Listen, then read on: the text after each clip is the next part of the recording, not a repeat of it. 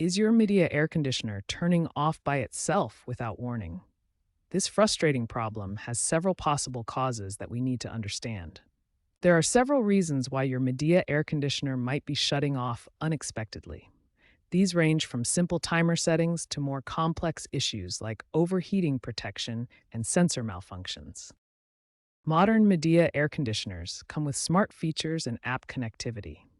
These can sometimes cause unintended shutdowns due to scheduled timers or sleep mode settings that you may have forgotten about.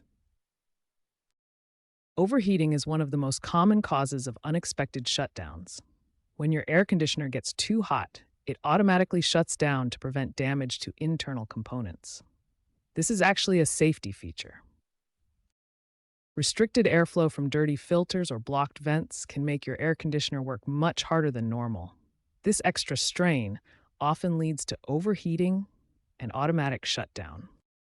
Midea air conditioners have a 3-minute protection feature that prevents the unit from restarting immediately after being turned off. This protects the compressor from damage and is completely normal behavior. Understanding these common causes helps you identify why your Midea air conditioner might be shutting off unexpectedly. Most issues are related to normal protection features or simple maintenance needs. When your Midea air conditioner shuts off unexpectedly, systematic troubleshooting can help identify and resolve the issue. We'll walk through the essential steps to diagnose and fix common problems. Step 1. Check for error codes on your unit's display. These codes provide specific information about what's causing the shutdown. Indoor unit codes like E1, E2, and E3 typically indicate temperature sensor malfunctions, while P1 suggests drainage problems, and P2 indicates overheating protection has activated. Outdoor units have their own set of error codes.